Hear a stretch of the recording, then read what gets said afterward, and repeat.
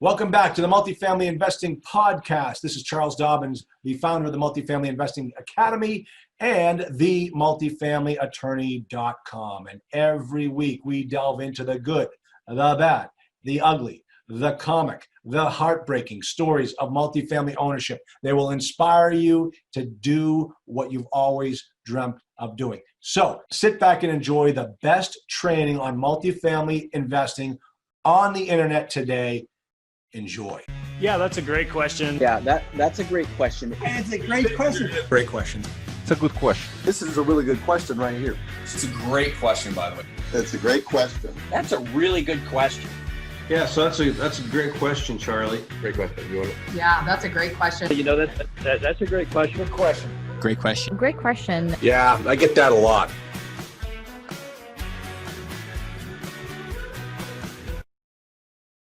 Hey, everybody, this is Charles Dobbins, and this is the next rendition of the Multifamily Podcast, and I am your host, Charles Dobbins, the multifamilyattorney.com, and I have with us the famous David Foster. I mean, he's written so many hit songs now. I mean, he's made so many, and here he is. He's on my show. I love it.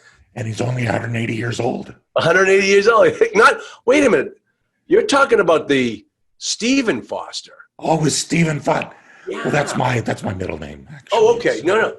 Yeah, no, I'm talking about David Foster, the guy who writes all the hits, and he writes them for Michael Bublé, and every song you've ever heard of. I keep looking at my bank account, and it never changes. Never changes. Well, the other thing too is, and I got to talk to you about this, is first off, I'm going to get to your full bio in just a moment, but some things in your bio, dude.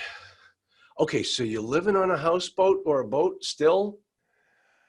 A houseboat is this thing that people just stay tied to a bank. We actually lived on a full-blown world-traveling sailboat. Okay, do you still? No, we sold it. We did what the sailors call swallow the anchor, because somehow having college kids. Oh yeah, no, it's just the whole transition thing goes. That's what I was going to say. 4 boys on a boat? Are you kidding me? We got where do they put their, incredible years out of it.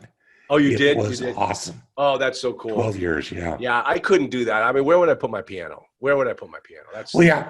Of course, the beautiful thing was discipline. The kids ever cause any problem, you throw them in a dinghy and tie it off the back of the boat. Let them up. Yeah. Timeouts were beautiful. Okay, so did you travel all over with it?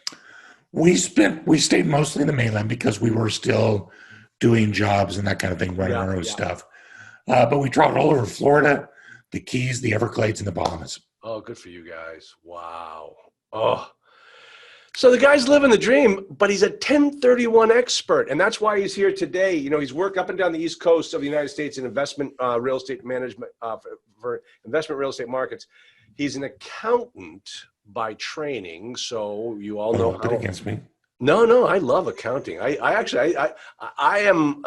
have figured I've cracked the code on accounting, and I teach multifamily accounting to all my students, and I know what you guys are all about. I figured you guys out. So, but he is the name of his company is the 1031investor.com, and he also has a podcast, and he is and also, we're going to talk about the Section 121 homestead exemption. I actually have a bunch of questions for you, especially as it relates to multifamily investors and how they can work with people coming with 1031 money. Absolutely. By the way, you teased everybody with the sailboat thing. I did. We got to circle back because when we talk about 121, I'll tell you how you can get the sailboat with tax-free dollars. Oh, yeah. That's very cool. Okay, so he started flipping and fixing and flipping it back in the 90s and realized that about 40% of his profits were going directly to the IRS. Unbelievable. Dave tells us that the updated rules and regulations around using the 1031 exchange to legally compound your tax interest that will stay with you instead of going straight to the government. It breaks down the 1031 in layman's terms, which is great. And that's Dave. Welcome to my show. Thank you. And, you seem to be kind of close in my age. Just so you know, I like to tease everybody saying, like, I am like the Don Rickles of multifamily. So get ready. Everything is on the table. We're going to talk about anything. So, but you've still got hair. I do. Yeah. Oh, no. But, the little girl today who was getting me my coffee, I ordered something different than usual. So she got the order slip and she says, looks at it and she says, wait a minute, and turns to the guy, says, go ask Charles if this is the right order, because this isn't what he usually gets. And I'm hearing all of this. And she turns to the tall guy and says, the tall guy turns to her and says, oh, which one is Charles? And she says, the guy with the gray hair. And I came storming right over, Amanda, how dare you say that about me? So, but yeah, so I at least I have my hair. Don't look in the back. Okay, so let's talk about the start of 1031s, just so everybody can see it. The first time many new investors or any investor sees any inkling of a 1031 is in the purchase and sale contract, where it basically says that both parties know that this could be a 1031 exchange, so they are willing to work together to amicably achieve the end goal in light of the requirements of a 1031 and the obligations of a 1031. For most investors, that's the first time they ever see it. I'm like, whoa, what does this mean? Why don't you talk about that? Put it in layman's terms and bring us up to speed on that. Yeah. By the way, sometimes that's the first time people see it. Yeah. Because it is not a requirement that it actually be in a contract. 1031 has got this aura of this hoodoo voodoo thing that is so private and so unadvertised, because while the IRS has to let us do it, they don't have to make it easy. And the whole process of the 1031 exchange exists only because the IRS lost a 20-year lawsuit in 1996. Okay, what's the name of that lawsuit? It was called Starker versus the Commissioner. Okay, and wasn't that out in the Pacific Northwest? Yeah. This Interesting. is a great story. It is. What the guy did was he sold a bunch of timberland. Right. The family had been in the timberland business for years. Wanted to do a 1031 exchange. So what he did, he left the money with the buyer and said, over the next period of time, I'm going to select properties. You'll buy them and title them in my name. Right. And so essentially, so everybody gets this, this guy did not take constructive receipt of the proceeds or the gains on his sale. So he never benefited from it. And this is how he worked around it. It was really brilliant. He obviously created an entire cottage industry by doing that. So after 20 some years, they finally ruled in favor of him. Yeah. And so the IRS had to create these regulations. Now, the opportunity for us, Charles, has been since then, because now there is a specific process. It's a guaranteed thing, and it is available to every mom and pop investor in America. Okay. Or in the world, actually. But let me go back here, because you alluded to this before, that the IRS doesn't like this. The IRS lost, and they don't like to lose, and now they have to play in our sandbox.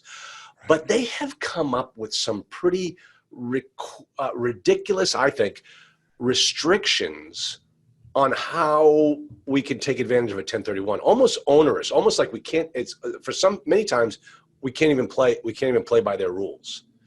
So how does this work as far as the timing? Because I know on your website, and I'll state it again, on your website, it's let me just pull it back up here, www.the1031investor.com.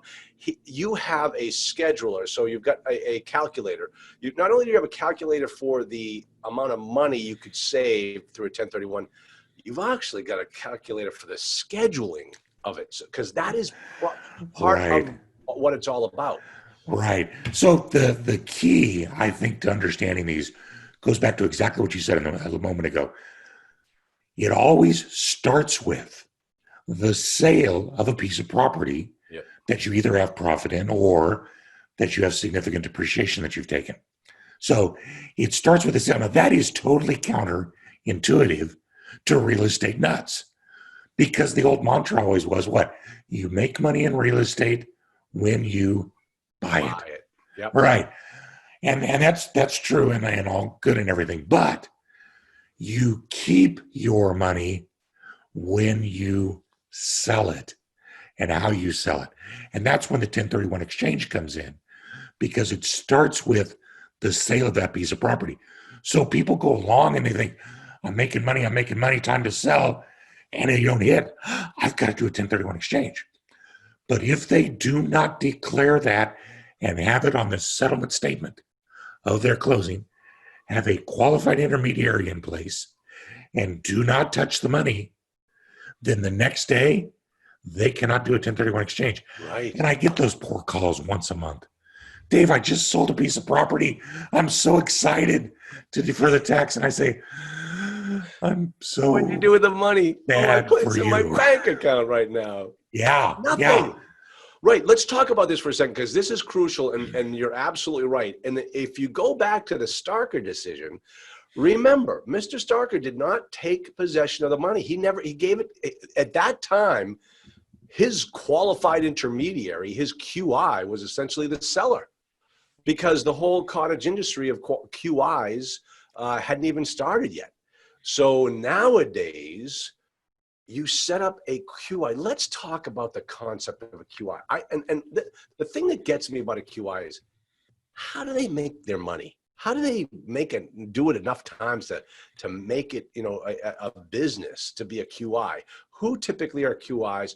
Who are the best ones? What do you need to look for? Because I'll tell you, the key thing here is you got somebody else holding all your money.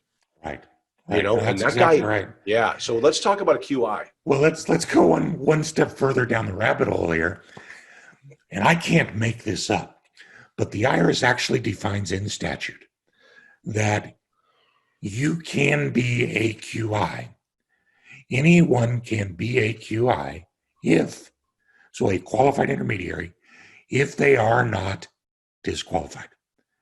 That's actually what the statute reads. Yeah. You're qualified if you're not disqualified. What the heck does that mean? Yeah. The only thing that disqualifies you technically is if you have a family relationship or a business relationship with the client. So all of the people you would normally trust to be your qualified intermediary to hold your money, your attorney, your banker, your realtor, your title company, your accountant, all those people are disqualified because they have a relationship with you. Probably because the IRS, in their paranoia, is so concerned that a related party is going to be friendly to you. And Lord knows the IRS doesn't like people to be friends. No. So, Have you ever met an IRS agent? Yeah, that's a true statement. yes. Yeah.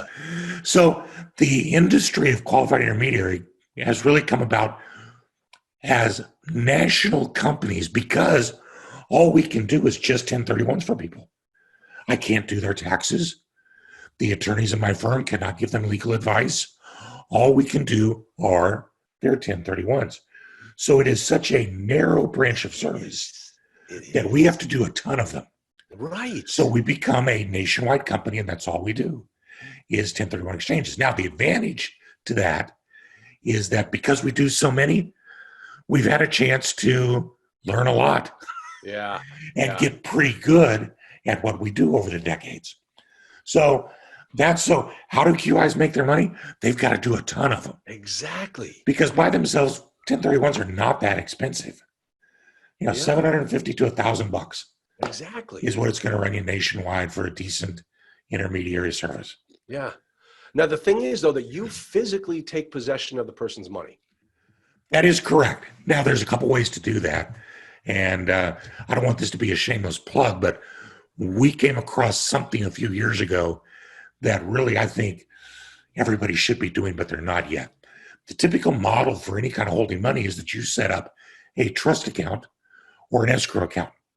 And into that goes, whether you're an attorney or a title company or a QI, into that goes everybody's funds. And then you watch that trust account very closely, right? Yep. But what happens if my money and your money are both in a trust account in a 1031, which, by the way, has some pretty serious time constraints, doesn't it? Yeah. And all of a sudden we find out that I had to file bankruptcy. And so now a receiver has been declared. What's the first thing that happens to that trust account? It gets frozen. Yep. Until the receiver can figure that out. Whose money's frozen? Mine and yours. Yep. And now you have to close on your replacement property in 10 days. And you're begging the receiver, please let me have my money, let me have my money. It's a problem when you commingle funds. So what we did was we came upon something that's met approval and it's works wonderfully. Instead of setting up a trust account for everybody, we set up, and there's a few others out there, set up individual segregated FDIC insured accounts for your money. And guess who the signatory is on it? You are. So it is your account, your money, FDIC bank, and I see the question mark. Yeah. Doesn't that give me constructive receipt? Exactly. It is a dual signatory account. We also are signatories on it. And then the account is set up so that it takes 100% of the signatories to move money. So I cannot move money, your money, without your signature. That protects you from me. Yeah. You cannot move money without my signature. And that protects you from the IRS. You don't have constructive receipt. You don't have actual receipt, but your money is completely safe and it's completely FDIC Oh, insured. that's cool. That's really cool. So that was the hey, hack we found. Dave, now let me ask you, why did that come about? I can only imagine that, somebody got screwed at some point, About once a decade or every 7 or 8 years, some idiot. And these are the things that Stalker, the Mr. Stalker never even thought about. It didn't come about until, what do you mean Dave Foster filed bankruptcy? What do you mean the trustees seized everything?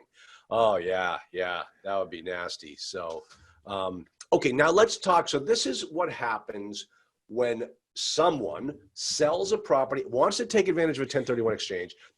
Before any ink hits the paper, they've got to talk to you and say, Dave, I need to set you up as my QI. Correct. Take the proceeds, and then we go to the escrow company who's going to close title and let them know that, hey, don't give me that money. You got to give that money to Dave Foster, and here's all his information. Is that typically how it goes? Hi, this is Charles Dobbins, the founder of the Multifamily Investing Academy and the multifamilyattorney.com. And I want to invite you to check out the best coaching, consulting, mentoring program on the internet today, the MFIA Owner Forum. Now, if you're looking to jumpstart your multifamily business, this is the program for you because it protects you every step of the way to make sure that you do these deals the right way. Believe me, I've done enough deals. I know how to do it the wrong way, and there's no need for you to duplicate my past efforts. So what the Owner Forum is a group of multifamily investors, all different levels. Some own 4,000 units, some haven't bought their first property. But we all come together to help each other get across that finish line. And within the Owner Forum, what we do is remove all of those roadblocks that every single multifamily transaction has. Check it out. Go on our webpage, click the link. Try it out, risk-free, money-back guarantee, and this is not one of those $30,000 or $40,000 or $50,000 coaching programs. Those are ripoffs. The Owner Forum is a program that you deal with every single month, and we help you every single month get to your goal of being a multifamily investor. So check it out right now, and I'll see you on the other side. Yeah, that's exactly right. All of the documents that the QI are going to put into place are part of the regular closing. So you use all of your normal professionals, realtor, attorney, accountant, title company, whoever. We enfold into that process through documentation of the closing and possession of the funds. Okay. Now, here's the part where my eyes start to glaze over because the rules are constantly changing and I just can't keep up with them. So my question to you is, now that I sold the property, now that you've got my money, what IRS requirements are on me now? You got your track shoes on? Exactly. This is what I'm talking about. Yeah, this is what I'm talking about. From that day of the closing of your sale, and this is why we've got those calculators on our website. From that day, you have 45 calendar days. Okay. To, Now, wait, hold on. Before you go yeah. any further, are there multiple time frames that the IRS give you? So is this time frame number one that you're telling us about? Correct. Okay. So There's here's two. time frame number one. Okay, good. Yeah, there's 2 time frames. The total exchange period is 180 days. Okay. From the day you close your sale, you have 45 calendar days to identify your potential replacement properties. Keywords: identify and potential. You don't have to close on them. You don't have to be under contract for them. 45 days. You have to identify them and their potential. But here's the problem. Midnight on day 45 is pumpkin time. The list becomes set in stone. And from that day until day 180, only those properties on that list can be used to satisfy your 1031 exchange. Wow. Okay. So let's put this into the real perspective. Like when this happens, like, okay, you know how people are with deadlines. They're, hey, oh yeah, I got 45 days. Yeah, not a problem. Oh, guess what? I got 10 days. And they start scrambling and they're looking for something to identify these properties. How many properties again? It was 3? Well, sort of 3. That gets into the mire as well. Okay. So let's deal with that in just a second. Okay. But typically the investor's like, oh my gosh, I got to find something right away. And, this is, first off, let's talk about this. The asset has to be a like property. Which really means any kind of investment property. Okay, but what's the deal about LLCs? This is where people always get in trouble, is that, yeah, I sold that LLC. I received money from the LLC that owned a multifamily property, but now I can only buy like kind. Does that mean he has to buy an LLC or? There you actually just said it. What did they sell? They sold a membership interest in an LLC. Right, exactly. Who owned the property? Yeah, the LLC. The LLC did. So 1031 is only for the sale of investment real estate, followed by the purchase of investment real estate. So if you don't own the real estate, you're not doing the 1031. Now, you could own the real estate in an LLC, and that LLC could do the 1031, but Right. not you. So in instances like I think where you're kind of alluding to, like a syndication, Yeah. where a syndication owns a piece of property as an LLC or a limited partnership. Now, each member of that LLC owns a membership interest in the LLC. They don't own an interest in the real estate. So when that property is sold, they cannot do a 1031 exchange on their distribution. The LLC could sell the property, buy new property, and bring those people along as members of the LLC, but you can't do it by yourself. And that's what makes it problematic with syndications. Because in order to do the 1031 exchange, you have to have a deeded interest in the real estate itself. Okay, so two questions here. First off, the solution around that is you don't own your membership interest in the LLC. You own the deeded interest as a tenant in common. Bingo. That's the easiest way to do it. But let's assume that we screwed up, Dave, and we bought the property as an LLC. We're all good. We got 5 members of this LLC. One guy wants out, but the rest of us, we just want to roll it over into the next deal. So you sell this property, you get the gains back to the LLC. The LLC turns around with all of its members and says, let's buy this other property. One guy says, I want my money. I want my money. Sure. So is that another way around it where you kind of keep? Yeah, absolutely. See, that guy's willing to pay taxes, right? He knows he's going to have to. Yeah. Yep. So there's a couple different ways to approach it. No one's ever willing to pay taxes, Dave. Well, ain't that the truth? Yeah, what was I thinking? Oh, my God. Well, are you an accountant? What do you know? Come on, man. Boy, yeah, my favorite accountant phrase. Boy, did you screw up last year. Thank you so much. That's like when you're standing at the bank and the teller's looking at your account. She goes, oh. I hate that. I hate that. Oh, my God. Oh, my gosh. Yes. So a couple different ways to handle that. First of all, the LLC could do what is called a partial exchange. So 5 members, 20% each, $500,000 property. They could go buy a property worth $400,000 as the LLC's replacement. Now, because they bought, and this gets into our rules, because they bought less than they sold, they have to pay tax on that difference. But there's one member that wanted to be bought out. So the LLC takes the extra cash, the $100,000, deducts whatever the tax is going to be, and then gives the rest to that member in exchange for his membership interest. Right, exactly. So the LLC sold, the LLC did the 1031, the LLC has a property, and the lone wolf is gone. Yeah. Easily enough done.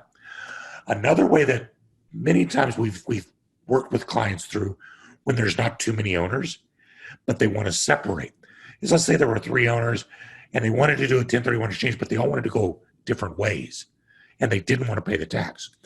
So we would set it up, the LLC would do the 1031 exchange and they would buy 3 different assets. One that happened to be what investor 1 wanted, one that would happen to be one that investor 2 would want, and one that would happen to be what investor 3 wanted. And then that finishes the 1031 exchange. No taxes due. And then once that is over, they dissolve the LLC and distribute the assets of the LLC to the individual members. Oh, So complete I'm sure tax the IRS deferral. loves that. Well, you know, they don't have to, Yeah, but it's yeah. all just perfectly legal. No taxes due, and everybody got where they wanted to. That is what is called a swap and drop. You do the 1031 and swap the property, and then you drop the LLC at the end. Yeah. A third option is the exact opposite, where you drop the LLC before the sale. Okay, so this is another one. What you're going to tell us is that you drop the LLC and everyone's membership interest in an LLC now converts into a tenants in common?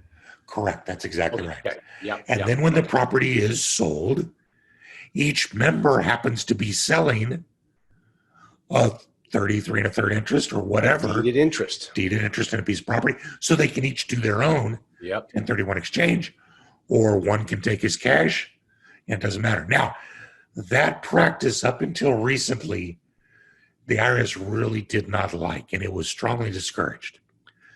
However, there's been a couple recent court cases that are starting to make it a little more friendly. But this is where I tell people, go talk to Charles, because he's your legal advisor. But those are 3 different ways that'll all work to let people who are in an LLC situation still get the benefit of a 1031. All right, that is so cool. All right, it's just you got to know this stuff ahead of time and plan for it. So we're coming up on our 45 days. How many properties do I have to identify? Oh, that's the lovely hoodoo voodoo here. I know, I'm coming back to you. I'm gonna strap a seatbelt, strap on a seatbelt. If you name 3 or fewer potential replacements, it doesn't matter what they're worth. So you could sell a $100,000 condo and put 3 $5 million apartment buildings on your list. In that list, okay. What's the catch?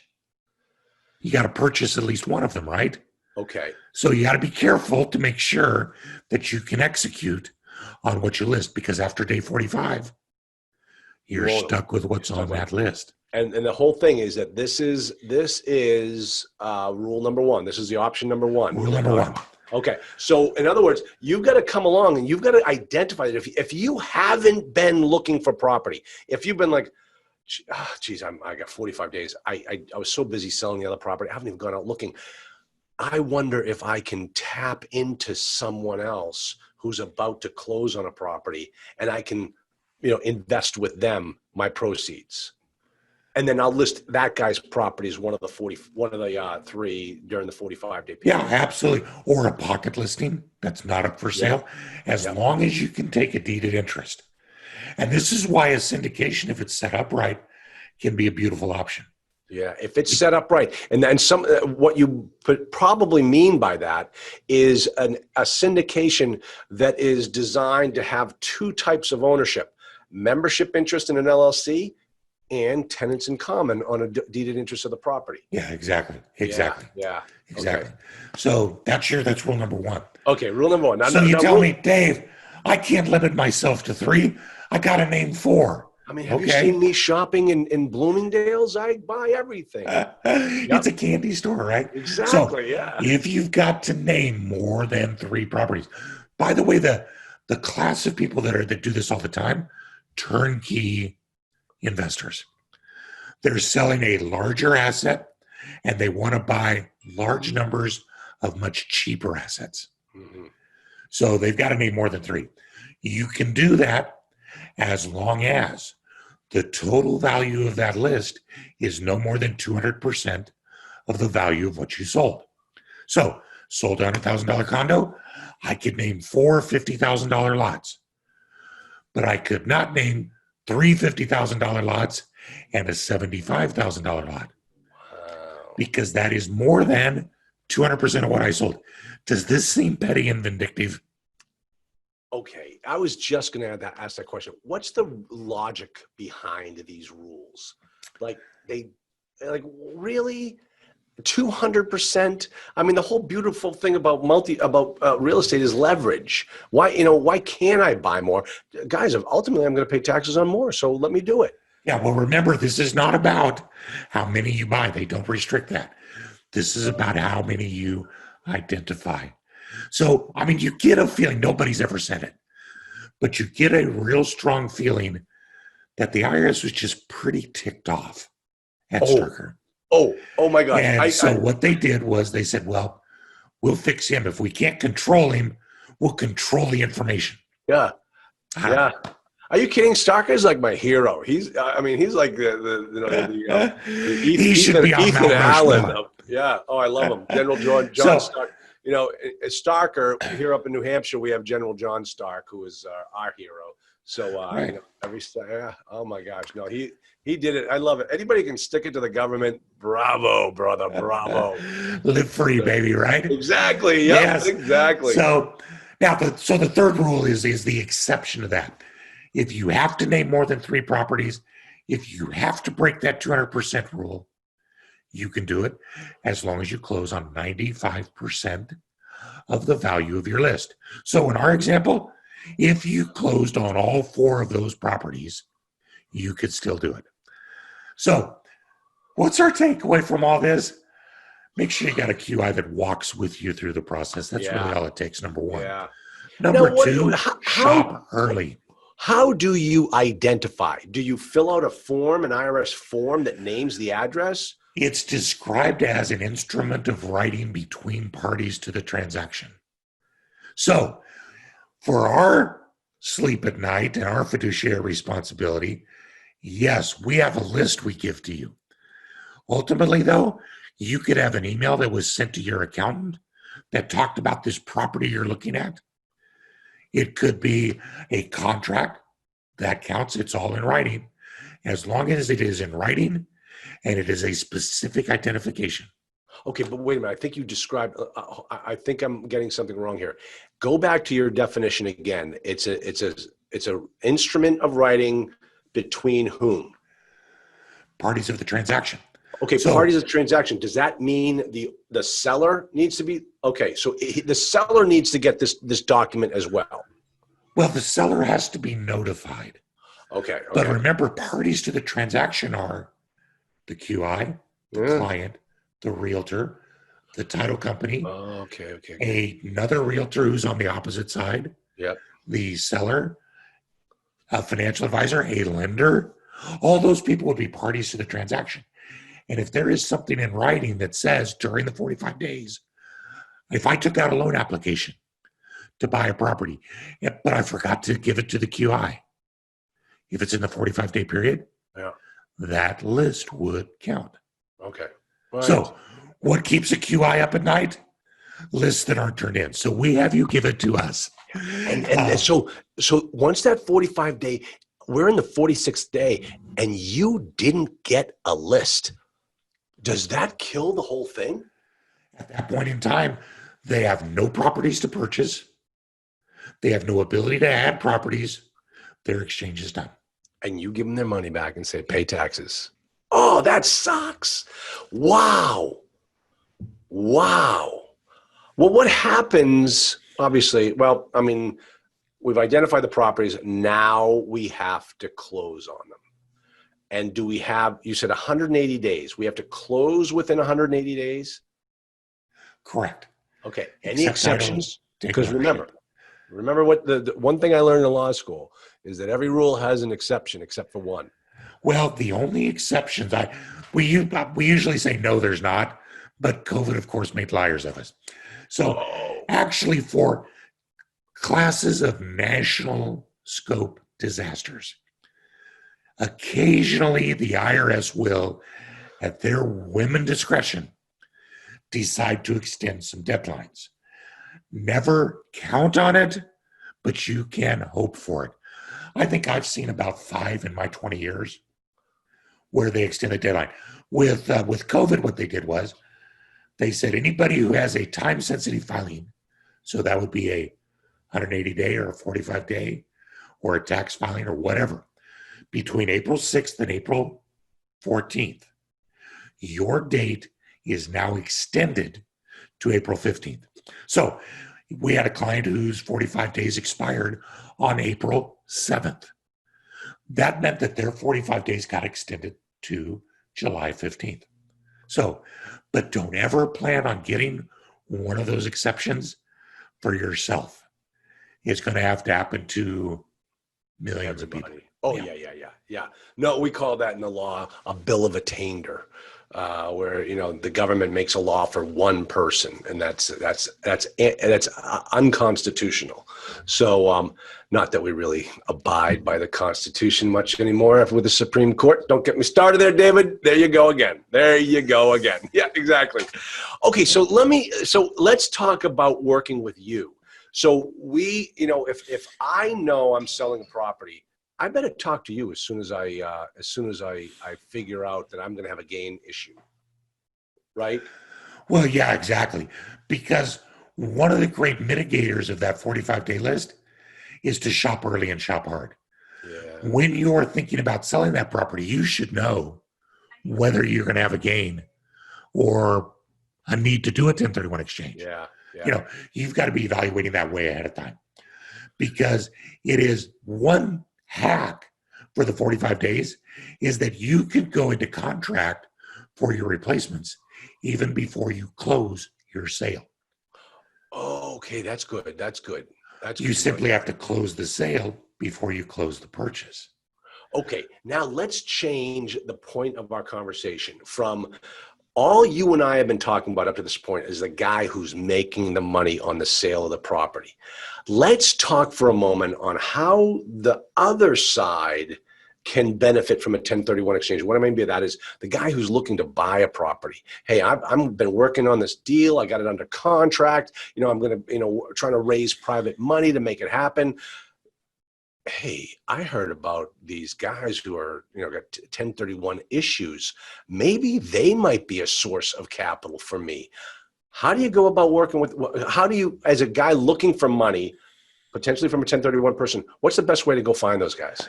The watering holes of the Serengeti. Okay, hold on. Don't shh. Hold on. Let me write this down.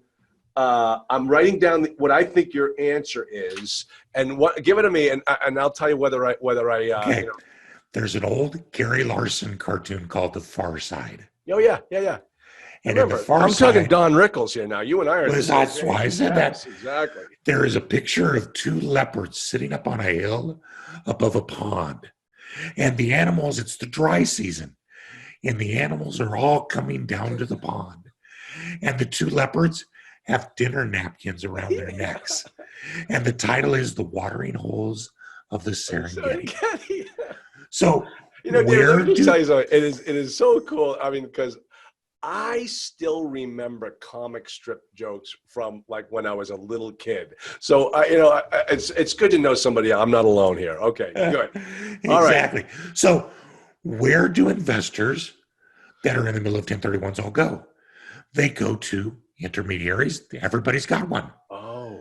So For those people, for those syndicators, I handle calls all the time. I've got numbers of them that just regularly will update me. Dave, I've got a deal that's 1031 compliant. Well, that's awesome.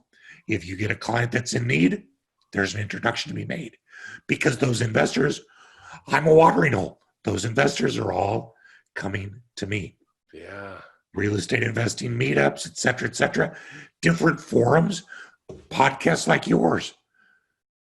LinkedIn, exactly. Multifamily 1031 investing groups. forums there. Yeah. 1031 groups on LinkedIn. Yep, exactly. Yeah. Oh, that's So cool. those are all great I opportunities. didn't even think to go to a guy like you. I was thinking like all the social media stuff and finding it that way. But man, pick up the phone and call you. Say, listen, I got to, looking for this. Anybody? I'll restructure my deal to handle tick money if I have to. Sure. We're always trying to help our clients move their process along.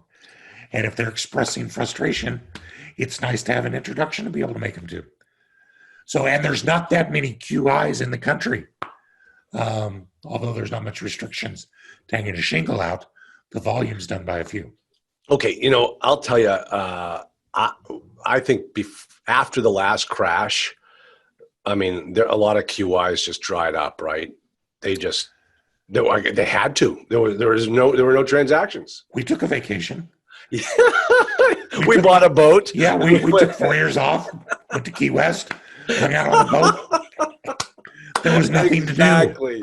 We had a few clients that could be handled, on one hand. Oh my gosh. Yeah. What was nice was that when we re-energized, and I'm sure a lot of QIs found this out, all of our most trusted people weren't doing anything either. Yeah. So we actually re-energized with the exact same folks.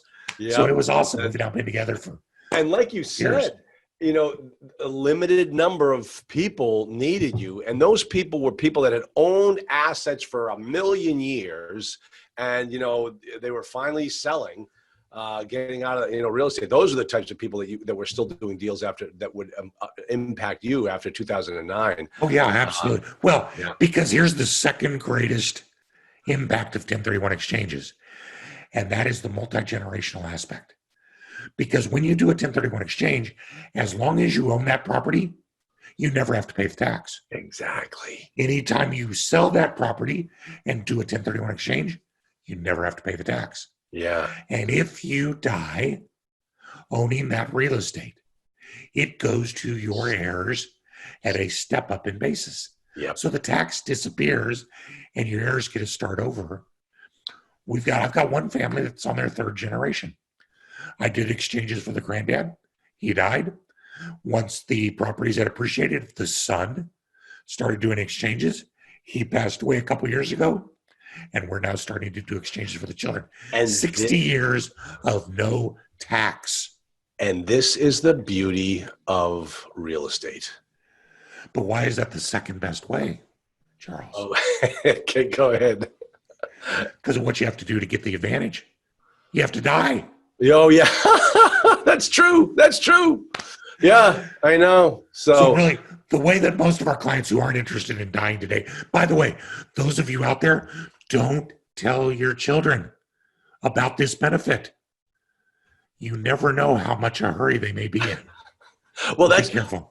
My wife, I watch all the true crime murder mystery shows all the time, and my wife calls it the How to Kill Your Spouse channel. And I said, no, honey, that's not right. You see, as you watch, the thing about all of these stories is the guy always gets caught. So it's like it teaches you, don't do it. You won't get caught. And so I try to tell it the other way. Hey, Dave Foster, thank you so much for being on this podcast. It's been a blast. You're a lot of fun. People can find you at www.the1031investor.com. I recommend everybody go check it out. There's a lot of tools on there. He also has a podcast, and just whenever you need a 1031, whether you think you need one or not, Dave, we should just give you a call, right? That'd be awesome. We'd love awesome. It. By the way, we don't have a podcast, but we do have a YouTube channel of about 30 videos. So okay, perfect. Excellent. All right, David, thank you so much for being on my podcast, and I look forward to working with you. Had a good time. Thanks. Take care.